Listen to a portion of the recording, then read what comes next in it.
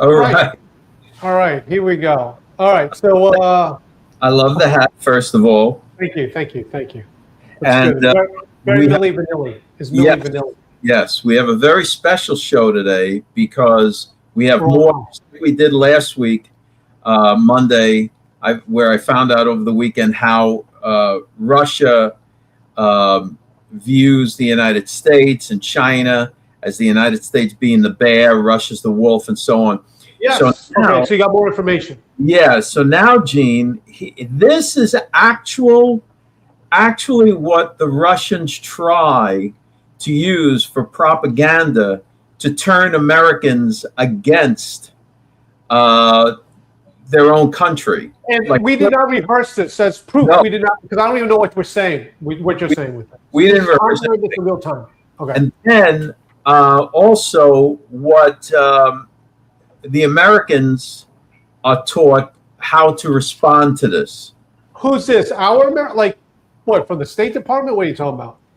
Let's just say this is, yeah, this is State Department, agency, Okay. that kind of thing. Okay. I don't get too specific on that. I'm with everyone else here. I did not hear about any of this beforehand. Okay. All right. So basically, this is what the Russians will say, and it sounds an awful lot like what the MAGA influences peddle.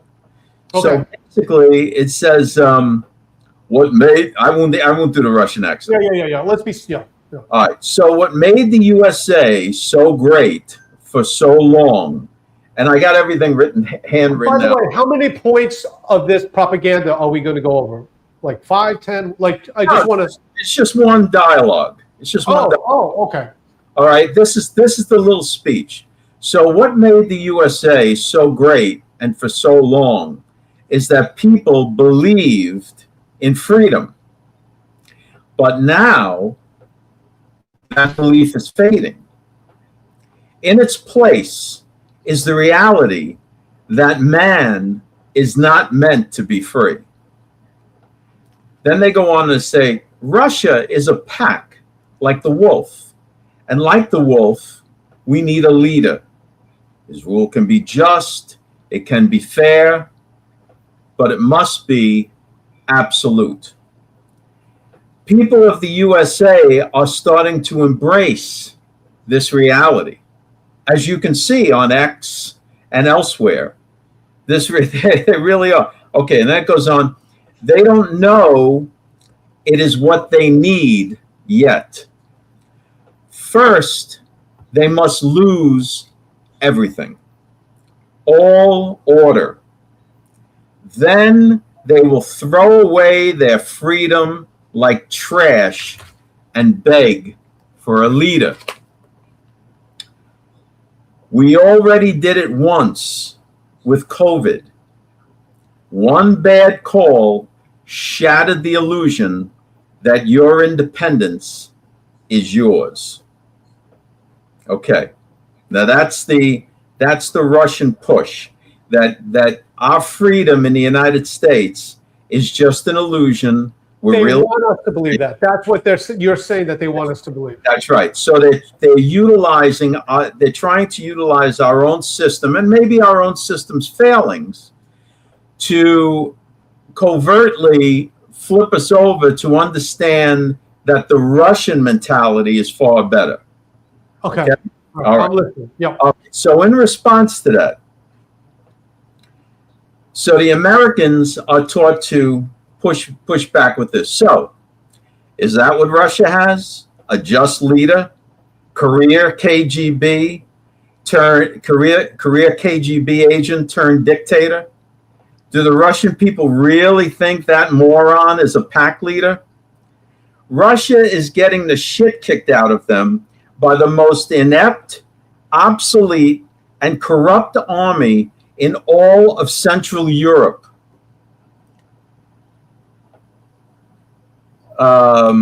Why? I'm sorry, I couldn't read my own handwriting. Why? Because the USA put a few hundred boots on the ground and we stopped your punk asses cold. Their entire, the Russian entire shitty, half-witted convict-ass army using the same weapons the Taliban shoved up their behinds in 1980. Russia has disproved every theory Karl Marx ever had. Russia has failed spectacularly. A failed monarchy, a failed democracy, and failing as a dictatorship. And the only reason nobody wants to take, and the only reason that they still are in existence is because nobody wants to take away that frozen shithole from them. So Okay. those are the two sides. Now, just so people came late, because a lot of people just came here. The first part was what you are saying is the Russian propaganda that was given to you, correct? Right. Of what they want us to think about. This is the Russian spiel that is laid on Americans at certain points or whatever it is, and we see that spiel is evidenced on X, because this is basically what the MAGA influencers are saying, that you're not really free, you don't have any freedom, your freedom's all an illusion, your votes don't matter, why vote, and all of this. That's Russian propaganda. And they do that because, and here's the reality of it, is that that the most inept, obsolete, and corrupt army in all Central Europe is kicking the daylights out of them. You're talking about Ukraine, of course. Ukraine. And the reason is because the United States, who's weak and not free, and we're horrible and all, we put just a few hundred troops on the ground in Ukraine to teach the Ukrainians, and we stopped the Russians cold in their tracks. Right. Okay. Now, going along with that thought, which is the same one, and everyone listening to us will totally understand this. The other, and I hate to even start to use the PSYOP word, but the brainwashing that they have given us is, and you'll know this, it's the uniparty. You'll hear that all the time. Mm-hmm. Uniparty means whatever you do is not going to matter. If you vote for this person, it's not going to matter. If you vote for this person, it's not going to matter. I will tell you this. If Donald Trump, forget Donald Trump, let's talk about his family. You realize that if Donald Trump loses both the House and the Senate, and we even talked about these things before, it's not going to. It is not the uniparty. They will go and they will have these Congress will go there and subpoena them to testify for this to this, and then they're going to like whatever. That is. This whole thing about the uniparty, that's Russian propaganda. That is translation. Whatever you do means nothing. Right. It means nothing. Right. You only have the illusion of voting, the illusion of freedom. Illusion of choice. Right. I could tell you. You could forget us. Ask Donald Trump. When he was not in power, guess what was going on with him? Now he's getting in power, quite frankly. He's doing a lot of things. He was this close to prison. You guys understand that? You really do understand. This is not an illusion. This is not like a game. If the Supreme Court did not at that time decide that Donald Trump could run again for office, they would have had him locked up. Right. And the thing is with this, it's not fake. When I say that, Bolsonaro, I think I said it right. The Brazilian president, he's in. I'm trying. I really am. Yeah, it's all right. It's all right. Bolsonaro. There we go. I got it right. So anyway, Bolsonaro. Anyway, he's in prison. Yeah. Duterte's. That's right. Duterte's is in prison. I'm not sure what's the latest with Le Pen or whatever, but there's a couple of other ones that are in trouble. Yeah, the guy with the good-looking French wife. Remember him, the French president before Macron. Okay. Yeah. Okay. Yeah. All right. My point with this, if this whole thing with what the people say the uniparty is just another way of saying, doesn't matter. They're both the same. They're both the same.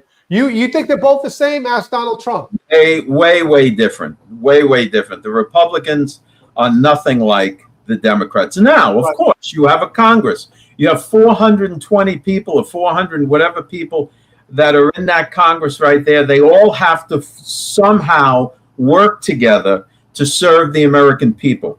So there are compromises that must be made in order to get legislation passed that to the benefit of the American people. If they don't work together and they all stand their ground by their principles, nothing happens. And then the American people don't get the benefits of the legislation, and the American people are mad about that too. Congress is frozen. Congress doesn't do anything because they're all standing on their principles. Right. So my thing with this, and I didn't even check the latest. Senator Menendez, like he was indicted. I don't know if he's in prison or whatever. I don't know where he's at. The gold bar guy? Yeah.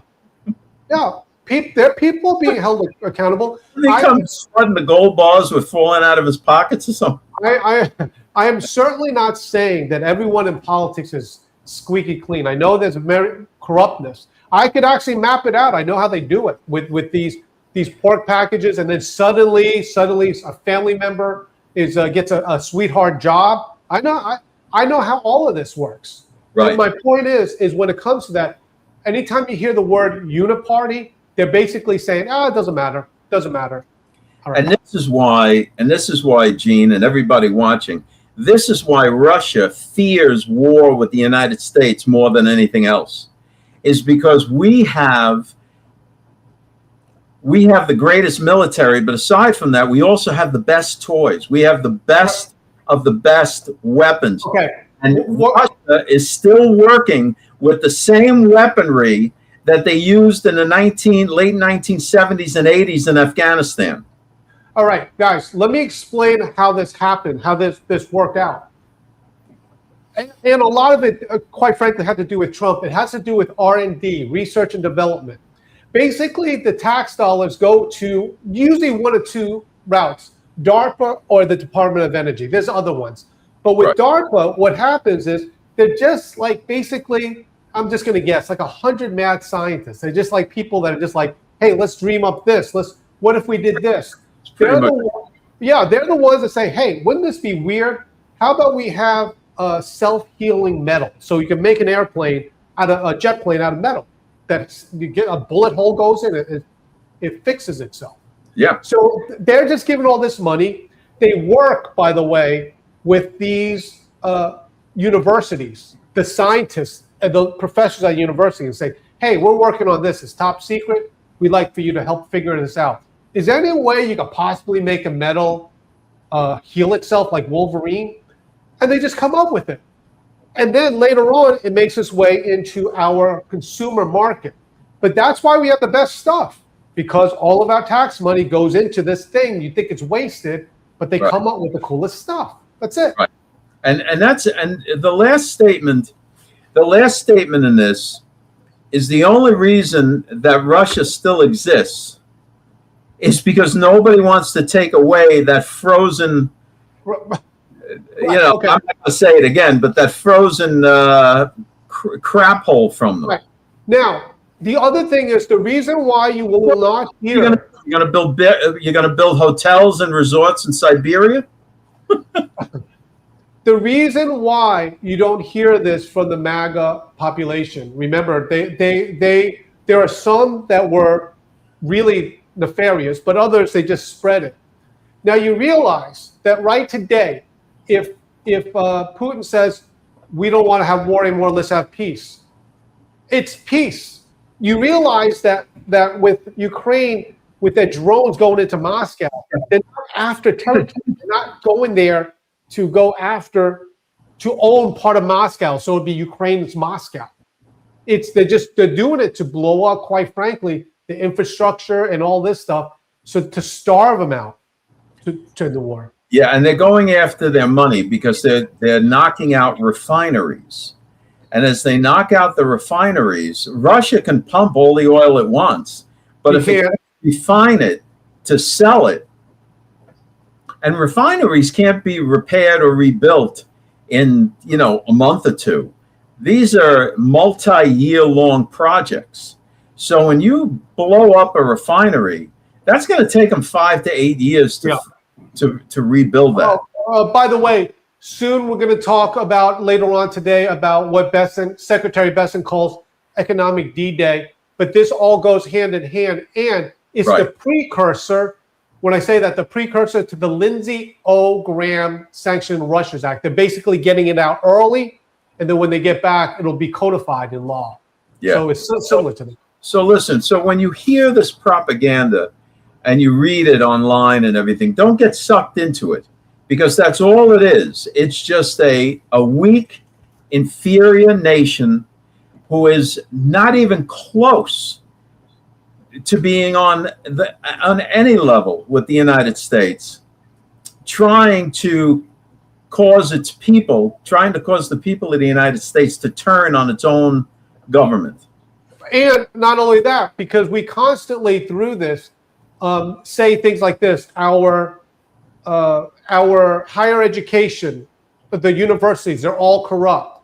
I get it; they're liberal, I really do. But that's why the Turning Point USA is there. They're trying to get people to change over, but they're trying to make every aspect of American greatness right, and they're trying to make it so that it's nothing. It's corrupt or it's bad or whatever.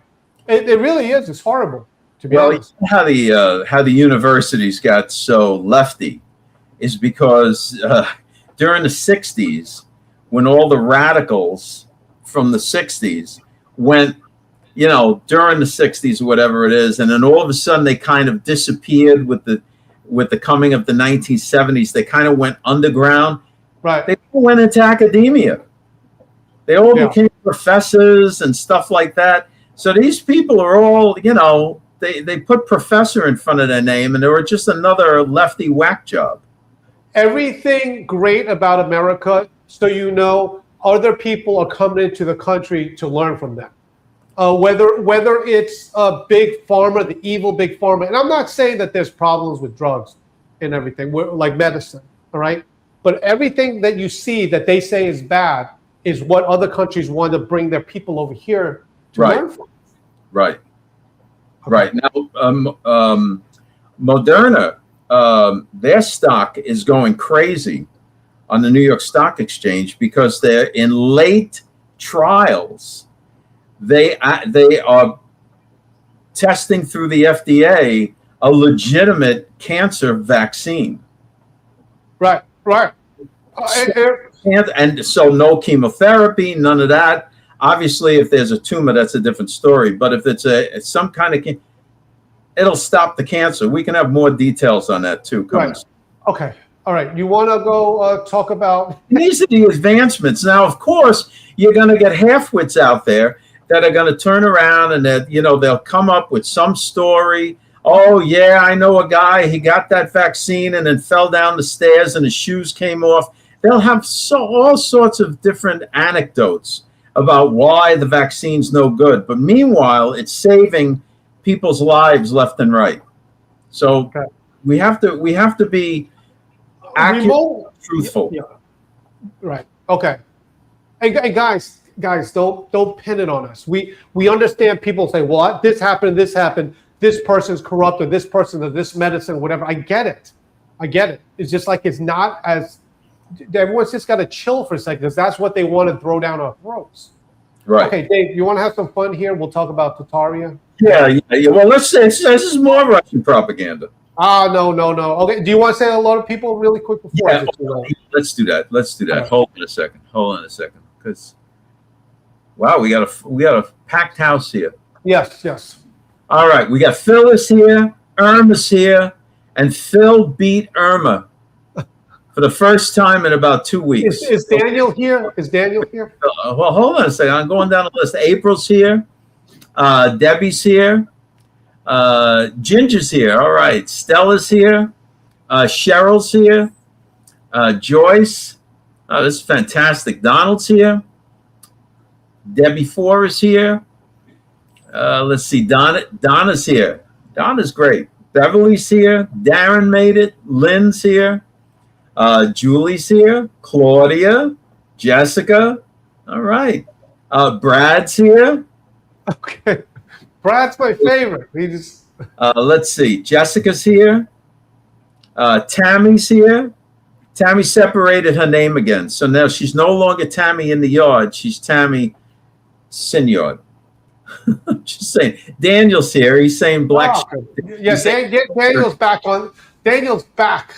Daniel's back on the. Right, Tracy's here. Great.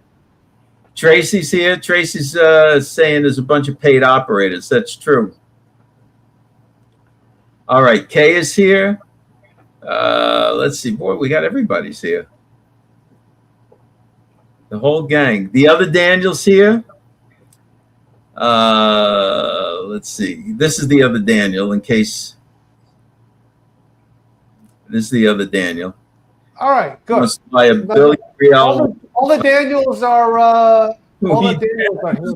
$1 billion reals, huh? Okay. What's that word? 7 cents? All right. Larry made it. Hey, Larry. Thanks for this. Here. Esther's here. Mary Elizabeth. Dakota. All right. Dakota says, I'm new. Just found you guys. Welcome. Oh, my goodness. You're going to have fun. Decoder. I thought you said Dakota. No. Right. Why would I say Dakota? Oh, Dave, how am I supposed to read? What am I reading your mind? As you say it? All right. I think Guys, you're covering your ears. this is very Milli Vanilli. Look at this. All right. Let's talk about the popular All right. Tartaria. Let's do this. How the Russians really built everything. Oh my goodness, Dave! This is I have a lot of people that talk about this. Tartaria, the Forbidden Empire. No, because a lot of people don't look. These kind of tall tales. How do you know what? You have to understand. These kind of tall tales are spun because they're entertaining. And it's like, oh, wow, look at this, you know, and I have questions. These buildings and all of that stuff. Okay, here's this, okay? Yes. We talked about this today. You said, you know, they had problems in Charleston with the sewage. All right, these old buildings. Whoa. No, that's not what it was. What it was yes, in cities across the United States, they were having sewage problems. So what they decided to do is when they installed the sewer system, they had to raise the ground. They raised the ground and then were able to put the sewer system in for drainage. Wait. So you're saying, let's raise it. Like, if you want to raise the ground, but where I go, you raise it up a little bit, and you don't put it over the house. That's the point, Dave. It's over the churches and everything. The windows are this high off the ground. No, you are incorrect. Now I'm going to have to find you the pictures. See, that's the problem. Now I have to find you all the pictures. No. Okay. So, yeah. All right. Hold on a second. All right. In the comments, I cannot be the only one that has seen these things. I just want an explanation. It's all over the place. I'll give you an example. Of course, it's all over the place. It's the same as as everything gets all over the place. So everyone had peeing problems. They needed sewers everywhere. Nobody thought that maybe you could dig under there a little bit and put a sewer line. Let's put the thing and put mud all over it. No. Gene, you don't understand what was going on back in the 8th. There you go. All right. So this is actually what happened. All the pipes and everything else, that's your sewer. So they laid the pipes and so forth and then covered them. But inadvertently, down already existing streets with already existing buildings, they had some of the lower levels were covered. And this went on across the country. Everywhere, even out of the blue, everything. Everyone was doing it. It didn't settle. In the bowels of the country where you are. It has that. I see the churches. The churches, seriously, the window is like this far off the ground. Yes, those, yeah, but some buildings are made like that for ventilation. Is it ventilation? You think the Tartarians were down in hot springs building a church? That's the question I have. What are you talking about? Well, Guys, it can't be the only ones that's like asking questions. Okay, what about this? Dave, what about the pictures with nobody in it? Come on, man. okay. Now let's think about photography back in the 1800s or the late 1800s, right? Right. So you're taking a photograph. It's not like today where everything is captured. The picture is taken, but the lens stays open. And you have, when they were taking portrait pictures, those people had to sit still for what? Dave, I'm a photographer. Okay, I know so that. tell me. So 20 minutes, 30 minutes, just sitting perfectly still? Well, what I'm saying, Dave, is if you have people walking down the street, right? Some people are going to be sitting there picking their nose for like an hour. So when the camera opens, they're going to be still, and there's other people walking. And yes, they will be invisible, but it's not like everybody's like walking all over the place. This isn't ants marching from whatever that song is. Maybe there's some people just hanging out, sitting there reading a book. Or maybe there isn't. Like at times, okay, let's say you're taking a picture of modern day Times Square with 1899 camera, with an Right. 1899 camera, right? With the traffic moving and people bustling back and forth. Your camera is going to show nothing on the streets, just the buildings. Well, it depends on how long the shutter is open for. That's right. It depends on, right. But a camera from back then, in order to take a properly exposed film, has to leave the shutter open. Those people posing for portraits had to sit there for 15 to 20 minutes at a time. Dave, I know. I'm Well, if you know, then why are you debating this with me? Well, because I'm just saying that maybe there's people who've been sitting there for 2 hours. Oh, you ever think of that? No, and Larry's already off the reservation too. Come on, Larry, you're on my team. He says everybody walking around would be blurry because the time exposure would be long for old film. That's right, and then it actually gets blurred out, and the movement is not captured. So Larry's correct there. Larry's proving my point. No, he's not proving yours. Proving my point. You're saying the people are standing around picking their nose. And if they're going to do that, they're going to be frozen in time, go like this. Look, you already lost the I didn't lose the mud thing with the burial of the buildings, because I just showed you that's modern sewer systems. Oh yes, okay. Let's go online and we say that everyone's like, "Oh man, of course, it's the sewer line." Somebody wants to.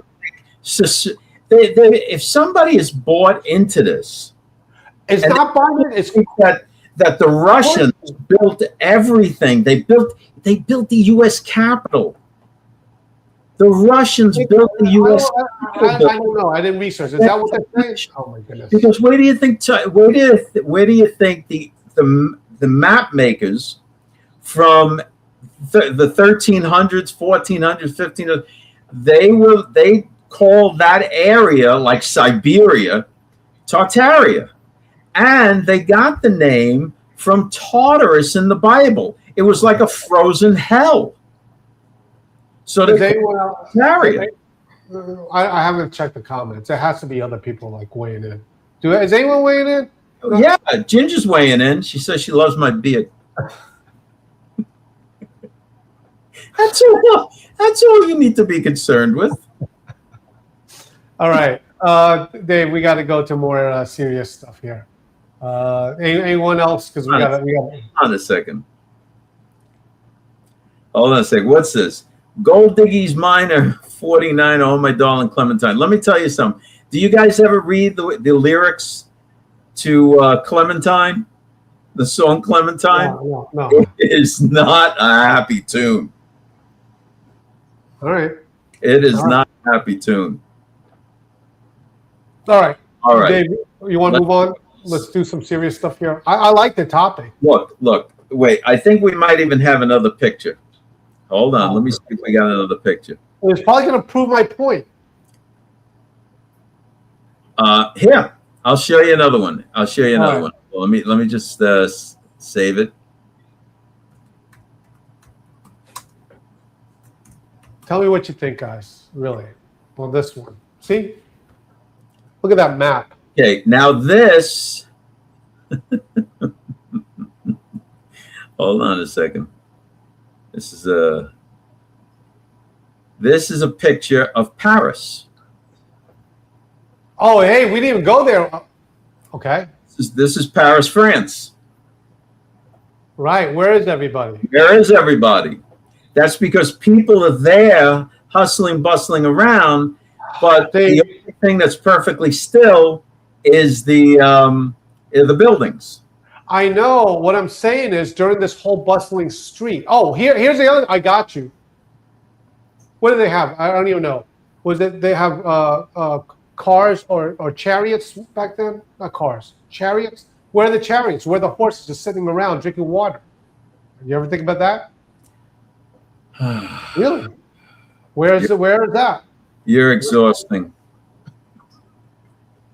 All right. You're exhausting. Listen.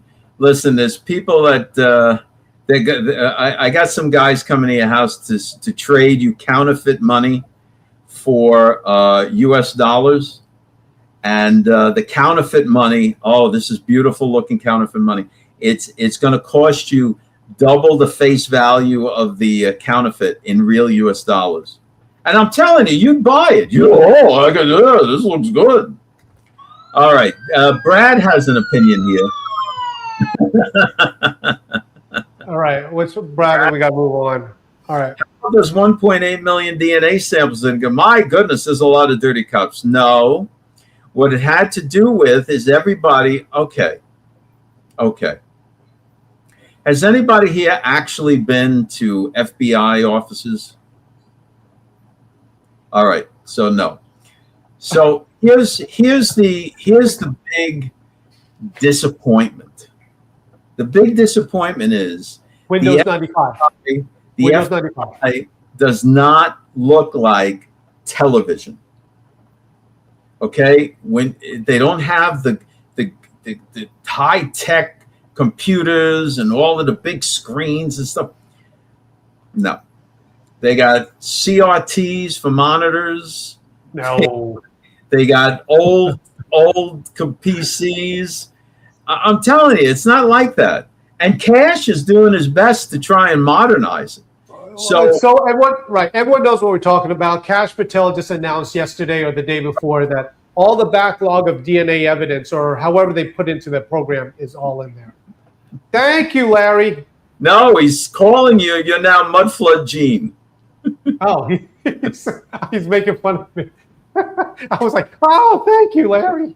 Come on, man. Hey, the new Daniel is calling you Quasimodo. Oh my goodness. All Daniels are banned from our Las Vegas trip. All Daniels are banned. Gene gets mixed up between Quasimodo and Nostradamus. All right. Is Quasimodo Chinese?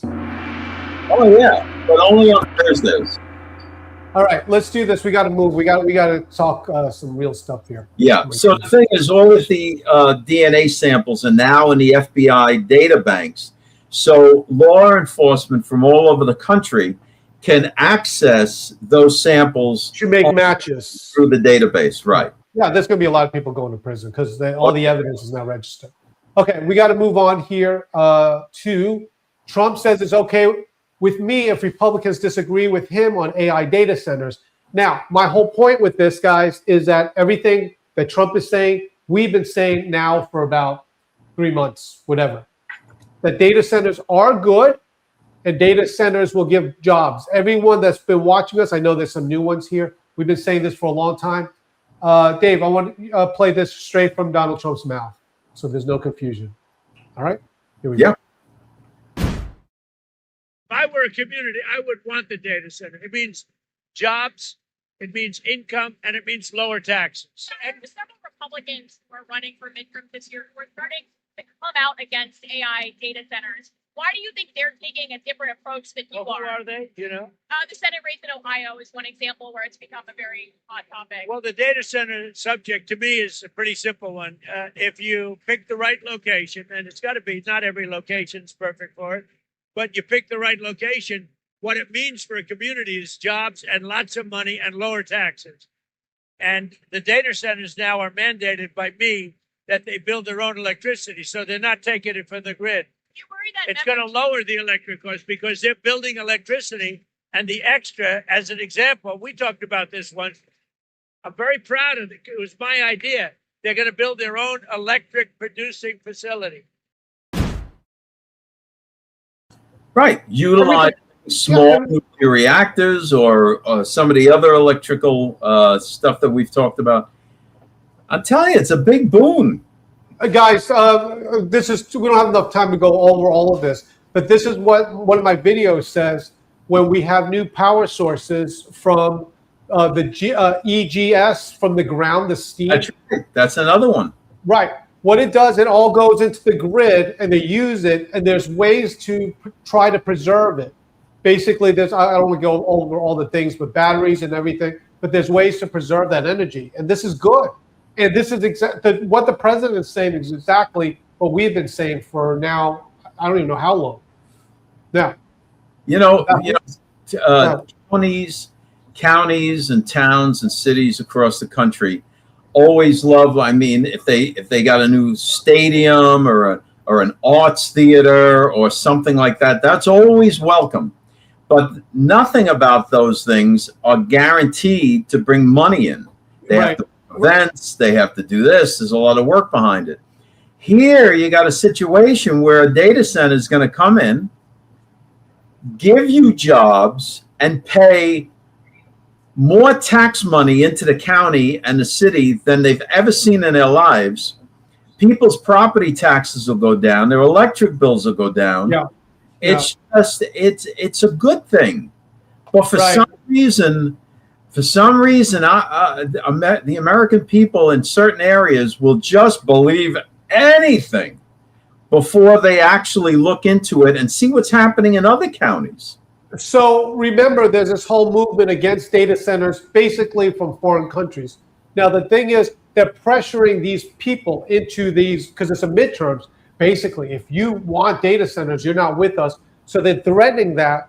And so that's why some of these Republican leaders are very afraid, I'll just say it, to take a side with that. Right. And for example, with the small nuclear reactors, just for an example with that, all of these type of advancements in bringing power to these areas and to the data centers will be behind the grid. So they'll supply power to the data center, but like President Trump said, that extra power will then go into the grid and supply the communities, lowering your utility bills. Right. It's basically the overflow from it. They're on their own, but there's going to be overflow because some days they're not going to use enough, and that goes into everyone else's. Okay. All right. Now here's another thing. Daniel's right. They're also developing a closed loop cooling system, which is basically surface submersion in a non-conducive petroleum-based cooling system. Yeah, that's pretty good. That's exactly right. And this will not result in the data center sucking up as much water as originally. Yep. Okay. Dave, this story is big because, once again, this is what we've been talking about and how the Federal Reserve, which we already talked about, is necessary. Yeah. Dave, this is our Secretary, the Treasury Secretary, saying U.S. is entering the Endgame in Iran ahead of economic D-Day. So I don't know. You want to go first, or you listen to Secretary Bessent, or how do you want to? So let's listen to Bessent. Let's see what he has to say. Here we go. Trump's direction, the United States Treasury has begun Operation Economic Outcast, an unprecedented campaign against the Islamic Republic of Iran and its enablers. In the Second World War, D-Day marked the historic beginning of a campaign with our allies to target and drive the enemy from its positions, including those in third countries. Today, in that same spirit, we are launching an economic onslaught against Iran's financial connections around the globe. Okay. Keyword: enablers. Right. So this is okay, go ahead. Enablers translates into Russia, China, and whoever else is helping Iran behind the scenes will also be crushed by this economic D-Day move that the administration made. Reminder, if the quantum financial system was in effect, and by the way, we already talked about this, they already said it's up. Oh, but you didn't get paid yet. Nasara is not here yet, but the whales got paid, whatever. If it was quantum financial, this would be meaningless. All of this would be meaningless because they want you, besides the scamming thing, they want you to believe that the United States banking system, Federal Reserve, petrodollar, whatever, is bad because this is the muscle of what they do. And the story, really. Right. It would, right. Without our economic system, without the Federal Reserve, and without the U.S. dollar being the reserve currency and all of that, we could not leverage this kind of pressure on this regime. And now what we're hearing is, and it's breaking in the news as well, is that because even the New York Post put up an article, is that the civilian part of the Iranian regime is begging for for a deal, that there is no way they're going to be able to endure this kind of. Basically, they're getting all of the money cut off. Right. They have nothing to operate. The reason why we're so big on this, 2 years ago, when we first started talking about the Federal Reserve is good. This was when Trump wasn't even in office. Right. Everyone attacked us saying that we are Rothschild shills. And you guys know what I'm talking about, right? But now that Trump is president, we can clearly see him using the Federal Reserve as a thumbscrew. Dave, I have to play this one more time, the Trump on the Federal Reserve. Yeah, go ahead. Go ahead. Okay. Is a pillar of the world financial system and the most important central bank anywhere in the world, with a history stretching back more than 100 years. It is truly the institution that's most looked to and most respected, and it's now taken on a new and even higher respect, in my opinion. And honestly, I really mean this. This is not said in any other way. I want Kevin to be totally independent. I want him to be independent and just do a great job. Don't look at me. Don't look at anybody. Just do your own thing and do a great job. See, Tracy gets it. Yeah. That was, by the way, he was talking about the Federal Reserve. Is okay. Of the economy. And that's, none of this would be possible. Right. Without that. Now you see, Dave, one of our first not the first one. Let me, I'm trying to figure out these magazines. Which one? I think this one's it. No, I will show it some other time, but we did one where we said about the BRICS nations. The first thing that Donald Trump did when he came into office again is he attacked, so to speak, the BRICS nations because they wanted to make their own dollar to compete with the world reserve currency of the United States. If that was the case, why? Then you can't do this. Yeah, they would be like, good, sanction all you want. We don't care about your dollar. We'll use the BRICS dollar. We don't need you. Okay. Right. So now you got, and now you also have the Canadians now with their prime minister. And I don't think this is the sentiment of the Canadian people at all. I think the Canadian people as a whole are very dissatisfied with their leadership. So what happened was, regardless of what the liberal press will put out there, is right on the heels of the deal being signed, the Canadians put forward more demands that were not previously discussed. Like they sandbagged the whole thing. Like on the day of the signing, they added 5 or 6 more demands, and Trump said, no, walk away. Yeah, and go along with this before we get into the devotional. Good to see everyone just coming in. We're getting another record crowd here.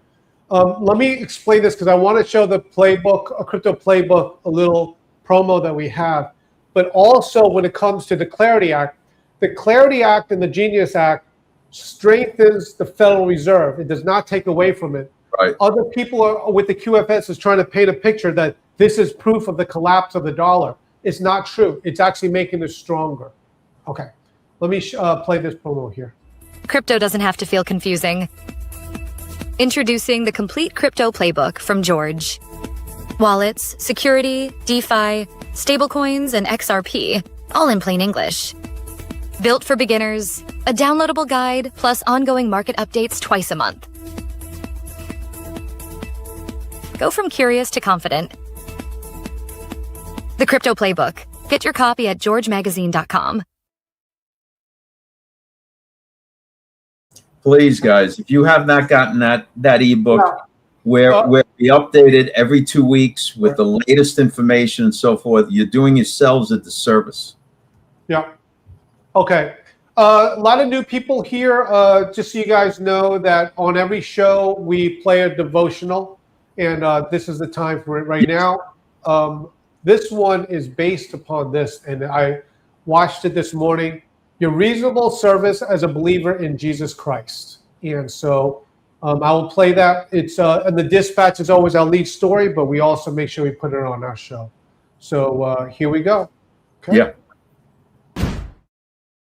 For many, worship is a scheduled appointment. You travel to a specific building on a Sunday morning and remain in a pew for an hour. But this localized, highly structured routine looks very different from the instructions found elsewhere in the biblical record. In the book of Romans, the Apostle Paul provides a specific command for the modern believer. He writes that acceptable worship means presenting your own body as a living sacrifice. This instruction marked a departure from how human beings previously interacted with God. For centuries, divine worship was tied to physical architecture, structures built of stone, wood, and gold. Under Paul's teaching, the destination you travel to is no longer the focal point. The sacred space is the physical vessel you inhabit. True worship under this arrangement is a biological, lived reality. It occurs within your own body rather than inside a scheduled architectural event. This maps the original system given to Israel. Acceptable worship required a physical temple. Inside, requirements were rigid. The space contained specific furniture, relics, and a precise altar. Access was restricted. An ordained priesthood was required to mediate and perform sacrifices for the people. Even the timing was fixed. The entire process was governed by a calendar of holy days, Sabbaths, and seasonal festivals. This complex system was effective for its time, but it was limited by physical geography and specific clocks. You had to go to a certain place at a certain time and rely on a specific mediator. In the current dispensation of grace, the localized stone temple model is no longer the standard.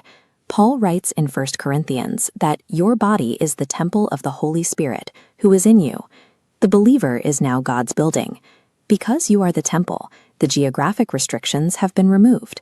Worship can happen at any coordinate, which eliminates the need for a central headquarters. The need for a middleman has also been removed. You no longer need an earthly priesthood, because you carry the sacred space with you wherever you go. This shift also changes the timeline. Instead of a single hour on a Sunday morning, worship becomes an uninterrupted 24-hour, 365-day-a-year reality. When you present your body as a living sacrifice, your daily mundane existence is elevated to the highest form of worship. However, this constant access to God is not a universal human default. It applies exclusively to believers. The book of Ephesians explains that a person is saved and sealed only after hearing and believing the word of truth, the gospel of your salvation. That gospel is defined in 1 Corinthians chapter 15. It rests on 3 facts: that Christ died for our sins, that he was buried, and that he rose again the third day. Unlike the old system's cycle of animal sacrifices and complex rituals, this reality requires only one thing: belief. The era of physical temple rituals is over. The time is short. Believe the gospel today to activate your own body as a living temple.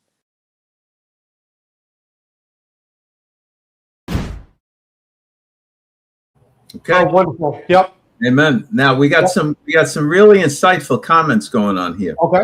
All right. So Donna, who I believe who's Canadian, says the people are very dissatisfied. The liberals are okay. They're as bad as the Democrats. Carney lies and lies and lies. Okay. Now, New Daniel says Carney got caught with made in Canada steel that was really made in China to sidestep Trump's tariffs, pocketing billions, ripping us blind, and China got tariff-free steel sale. So, in other words, the Canadians were importing Chinese steel, basically stamping it that it was made in Canada, and then selling it to the United States as Canadian steel. China gets paid and avoids the steel tariff on China. Really? Is that okay? Ain't No, that? And that's from our wonderful Canadian neighbors to the north. all right. You know what? I love Canadians, by the way. My cousins are from Vancouver. So, all right. Well, it's not that look, the Canadian people, like any situation, even in Iran, the Iranian people are wonderful people. But they got this regime there that's maniacal and kills them, and what are they going to do? So they needed rescuing, basically.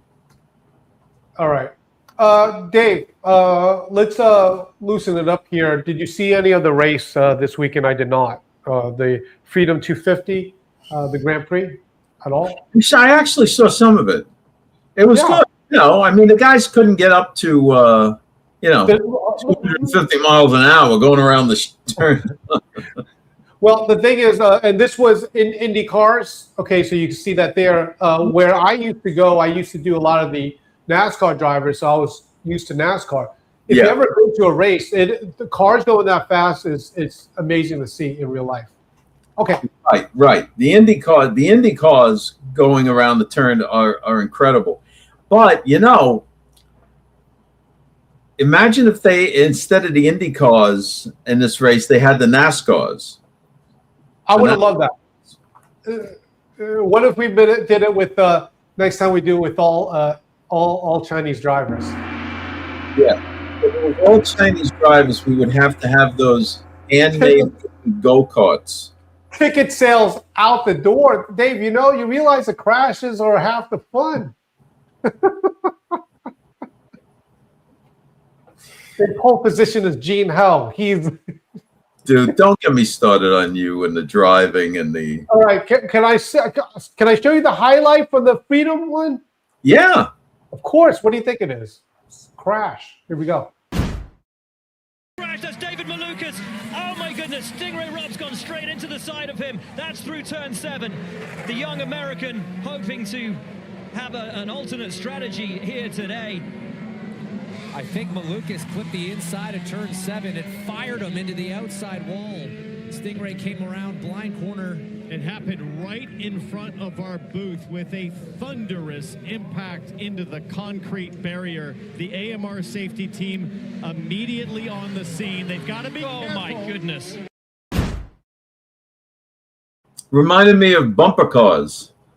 Okay, Dave, in Daytona Beach, okay, they have this thing where like they'll have a race and they could say you can broadcast it.